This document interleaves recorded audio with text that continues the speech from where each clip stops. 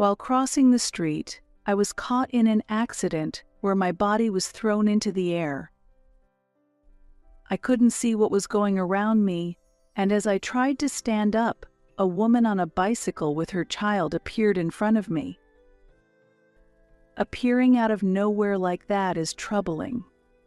"I have a child with me," she said, then left. I couldn't stand up, and my legs wouldn't support me. At that moment, another man who got out of his car came over and asked, "Are you okay? Do you have any head injuries?" But all I could do was shake my head. He called an ambulance, and I was taken to the hospital. My husband passed away 5 years ago at the age of 66. Since retiring at the same age as him, I've lived a quiet, simple life. Currently, I live alone in New York, but my second son and his wife, who live nearby, occasionally check on me. My eldest son, who works for a multinational company, leads a busy life but still sends flowers and gifts for my birthday and Mother's Day every year, a kind-hearted son, much like his late father. This year, when he turned 38 and expressed his desire to marry, I remembered the joy and reassurance I felt. The day has been set for my eldest son and his fiancée to come over for greetings. When I first met her, I felt that she was very sociable and well-mannered. I always prioritized my children's happiness and had a policy of not interfering in their lives, so there was no reason for me to oppose their engagement. The greeting went smoothly, and the conversation progressed well. However, due to the epidemic forcing public caution, we concluded the wedding will be held after the situation settles, and decided to just register their marriage for now. On the registration day, I went over to my eldest son's house with a wedding gift. "Thank you for coming today, Linda." The bride greeted me with a smile. "Oh no, thank you, please take this. It's my wedding gift," I said, handing over a set of dishes. I had already mentioned that I would help with the wedding costs, but I wanted to give something physical to commemorate their marriage registration. Her reaction was unexpected. "Oh, this is the wedding gift," she said, looking puzzled at what I handed her. Yes, I wasn't sure about the preferences of young people these days, so I asked a department store clerk, and they told me the brand Le Creuset is popular. "I hope you like it," I responded. I became worried that I hadn't met her expectations. Then, suddenly, the bride coldly said, "I can't believe you'd give such a cheap thing as a wedding gift." Despite the fact that the gift was moderately priced, I was shocked when she insisted. Normally, you should give at least $10,000 in cash as a wedding gift. I was bewildered by her drastic change in demeanor. Where did the polite woman from our initial greeting go? She further demeaned me by asking, "How are you managing your life now? Are you living off a pension?" When I honestly replied, "Yes, I live on a $1,150 monthly pension," she said in an insulting way, "Really? That little? Despite living in such a nice house? Well, that sucks." Her words shocked me and also made me sad. She sat down on the sofa and mockingly said, "How do you even live on $1,150 a month?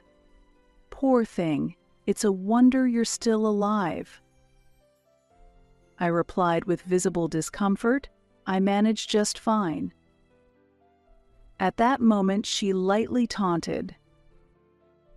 "Well, if that's okay for you, there's no problem, but don't ask for financial help when you're in trouble." Her contemptuous tone deeply hurt my feelings. She further declared, "Don't expect our help. It's important to make things clear from the start, so please never rely on us." Though she seemed innocent at first, she turned out to be a terrible person with a duplicitous nature. Disgusted by her disdainful attitude, I quickly returned home. Still, I reminded myself, she's the person my son chose, and kept my opinions to myself, although my heart was always troubled.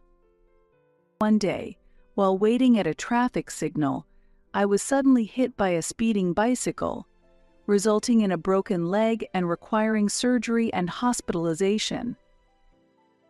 A guarantor was needed for the hospitalization. When I contacted my sons, my eldest immediately called back and said, "Are you okay? My brother and I are busy, so I'll send my wife right away." Honestly, I didn't want to see my eldest son's wife again, but I had no choice but to endure it. My second son and his wife both worked late, and with 2 children to care for, my eldest must have understood the situation and reached out on their behalf. I had heard that my eldest son often came home late, so with no one else to rely on, I had to ask his wife to come. When she arrived at the hospital, she was clearly displeased and complained. "It's such a pain in the butt to be called out so suddenly." I apologized softly. "I'm really sorry, but if you could just help with the paperwork, that should be fine." But she retorted, "Just because I'm a housewife doesn't mean I'm free." I expected her dissatisfaction, but her blatant attitude angered me. Then she brought up money again, asking, "You can pay for your own hospital fees, right?" While wondering why she assumed I was poor, I calmly replied, "Of course I will pay for myself. You don't need to worry about financial assistance." She signed the hospital and surgery consent forms with a smirk and handed them to me. Afterward, she smugly said, "Please don't involve me in such troublesome matters again." "I'm sorry, I'll ask someone else from now on," I told her. She readily agreed. That would be better. Just the thought of more care and hospital stays is depressing. "I won't look after you in your old age, as I've said before. Don't rely on me." Her rude and arrogant attitude made me feel even stronger that I didn't want any more involvement with her. I really couldn't wait for her to leave. I didn't want to be hospitalized, and I couldn't understand why I had to be criticized so much. "Don't worry, I'll arrange things in advance so that it won't be a hassle for my sons and their wives," I calmly replied. I didn't want to cause unnecessary trouble in front of the nurses and other patients at the hospital. It was unbearable, as if I were being shamed. It's interesting, isn't it? Watching a poor old lady living on a pension struggling, but don't worry. I'm recording this conversation. It's too late when you realize you can't get help from anyone. My son's wife sneered. Her words pushed me past my limit. Excitedly, she continued, "It would be troublesome to be called the eldest son's wife later on, so let's sever ties now. I'll keep the recording." I quietly asked her, "You can sever ties, but are you really okay with that?" She hesitated but nodded.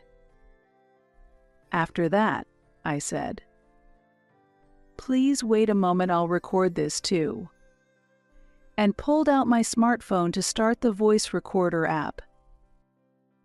I want to confirm again, are you really okay with us severing ties? I asked for confirmation. Stop being so noisy. Why does a poor person living on a pension act so high and mighty? Severing ties is fine with me, and you'll be the one to regret it. She answered. She might think that I can't manage on my own, seeing my modest single life, assuming I need my son's help. Understood. Let's sever ties then from now on. We won't contact each other, and I'll delete your number right here. I responded calmly. The reaction might have angered her as she stormed out, stomping her feet dramatically. I decided to stop assisting with the wedding costs and never wanted to see her face again. The exchange with my eldest son's wife was mentally draining. The next day, I underwent surgery and was discharged from the hospital 4 weeks later. After being discharged, I continued rehabilitation and led an independent life. During my hospital stay and rehabilitation, the resolve to live without relying on my eldest son's wife bolstered me, allowing me to focus on my recovery. Unexpectedly, my second son and his wife visited. I was grateful that my second son's wife frequently helped with daily shopping. Thank you for taking the time. Despite being busy, don't overdo it, I said. There's no need to hold back. I'm happy to help, responded my second son's wife cheerfully. Her kindness really touched me. Having such a caring person in contrast to my eldest son's wife's behavior only increased my discomfort when I remembered the latter. Since then, I haven't had any contact with my eldest son's wife. I refused to attend the wedding and formally communicated this to my eldest son. I don't foresee any future interactions with her. 3 weeks after my discharge, as usual, my second son's wife came to visit. She normally arrives by car, but that day she showed up wearing a large backpack. Sorry I'm late, my car broke down, she explained with a smile. Oh my. That must have been difficult. I always appreciate your help, but how did you manage to come today? I asked, to which she responded with a laugh. I came by train. It's easier to handle everything with a backpack since I'm bringing a week's worth of groceries. Isn't it hard to get to work without a car? I asked worriedly. She grimaced slightly and said, Yes, it is, but buying a new car would be quite expensive. On the spot, I suggested, Then, let me buy you a new car. What? No, I can't accept that, she exclaimed, strongly refusing the offer. Her reaction was endearing and clearly different from others. It's okay. I've received a lot of help from you, so please take this as a token of my gratitude. If that's still not acceptable, maybe you could occasionally take me shopping until I'm fully healed. I proposed again. She smiled warmly and replied, Are you sure that's okay? If so, I gratefully accept your offer, on the condition that I become your personal driver after your recovery. I smiled, feeling content. Then I gifted her the new car she desired. My second son's family continued to look after me and visited often. The unpleasant memories with my eldest son's wife began to fade amidst these peaceful days. My rehabilitation went well, and I recovered surprisingly quickly. Normally, it takes 6 months for someone your age to return to everyday life, but your recovery in 2 months is remarkable. It's all thanks to your efforts in rehabilitation. I was praised for my rehabilitation success. By that time, I was well enough to go shopping with my second son's wife. One day, while relaxing and watching TV at home, the sudden sound of the doorbell interrupted me. I saw on the monitor that it was my estranged eldest son's wife standing there. Curious about her business, I opened the front door. As soon as I did, she confronted me loudly. "What do you think you're doing?" Appalled by her usual rudeness, I calmly responded, "What are you talking about? I don't understand why you're yelling at me." She grew even more agitated and exclaimed, "I saw your second son's wife the other day, in a new car." I was surprised and asked back, "And what about it?" "That car, it's a luxury model that costs $70,000. It's impossible for a normal working family with 2 children to buy a new car like that. When I pressed them, I found out you provided it." She accused vehemently. A bit perplexed, I responded calmly, "Indeed, I did give that car as a gift. I simply wanted to express my gratitude for the many times she has helped me with shopping and coming over when I needed help. Why does this concern you? We are supposed to be estranged, aren't we? Why do you give nothing to me, but only to the wife of your second son?" She complained, I countered. "That's because she has helped me with shopping, assisted with housework, and supported me without ever showing displeasure before I even ask why should I give a present to you who has done nothing and with whom I've severed ties." She mumbled, then said, "But how could you, supposedly poor, afford a new car that costs $70,000? You shouldn't have that kind of money." I sighed and replied, "When did I ever say I was poor? I have income from real estate inherited from my husband." Surprised, she looked as if she had just witnessed something unthinkable. I explained calmly to her.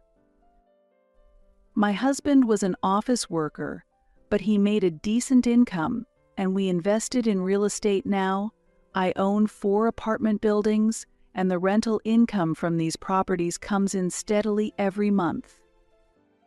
She listened with even greater surprise as I continued. "Therefore, I am not struggling financially if necessary. Selling these properties could yield a substantial sum if sold at a good market time. It might even reach millions. Even a quick sale would surely bring in several $100,000. I detailed the potential figures. Hearing the amounts, she reacted as expected. "Hundreds of thousands of dollars? If you have so much money, you should have said so earlier," she exclaimed. I posed a simple question. "Why should I have to do that?" Her mouth opened and closed like a fish out of water as she continued. "You always wear plain clothes and eat simple meals. You look just like a poor person." Further, she openly expressed her anger. "I can't forgive you for deceiving me like this," I calmly rebutted. "It's embarrassing to boast about wealth, so I do not do such things." Watching her emotions ebb and flow, I began to find the situation somewhat amusing. With a bit of sarcasm, I told her, "What a pity had I passed away. Perhaps I could have left something for you too, but since you chose to sever ties, that won't happen now." Her anger was palpable as she demanded, "Why would you say that? If you have money, share it. Give me a gift while you're alive." It was embarrassing to see such behavior from someone who was 30 years old. I directly asked her, "Why do you need money so urgently?" She answered without hesitation, "Because I want to have fun. I want branded goods, and I want to spend it on cosmetics. I want to travel abroad and drive luxury cars." Her reasons sounded like those of a child. I was just astounded by her response. Moreover, she began to complain about my eldest son, her husband. "I only get $2,500 a month from him. That's hardly enough to buy luxury brands. Can you believe how stingy he is?" She continued, "I married him thinking he earned $230,000 a year, but I didn't know he would be this stingy." Her words made it clear that she had married for money. Really, why should I have to marry a nearly 40-year-old man if not for the money she boldly stated in front of me, her mother-in-law? I could not tolerate her demeaning my son like that. It was at that moment. "Then let's divorce," a calm male voice said from behind. I turned around and there was my eldest son standing. Hearing his voice, his wife was at a loss for words. "What, why, how are you here?" she stammered, unable to hide her surprise. "I heard from Mom that she wouldn't attend the wedding, and I got worried. It's been a while since we've seen each other," he replied quietly. His tone conveyed his anger. Whenever he gets angry, he speaks in a controlled, calm manner. Sweating profusely, his wife fumbled for words. This isn't well, you see." Surprised yet grateful he came, I asked, "You came for me? How long have you been here?" Since I heard her say she thought we were poor and couldn't understand why you would have such a car, he replied. Calmly, I said, "Then, there's no need for further explanation. That's the situation." My son nodded silently, acknowledging the truth laid bare before him. Desperate, his wife continued to plead. "No, this isn't true. It's a misunderstanding. You mentioned money was your motive. I have the recording as evidence. Should I play it for you? I refuse to marry someone that has such ill intentions. I will proceed with the divorce. If you object, I'll meet you in court." My eldest son calmly said. Afterward, he firmly grasped her arm and declared, "I will formally apologize and take her back with me right away," then led her away. They subsequently divorced. The marriage was short-lived. No division of property occurred. It seems her frivolous spending led to the final decision. Her parents were so disgusted by her actions that they decided to disown her. She now works part-time at a deli to make ends meet.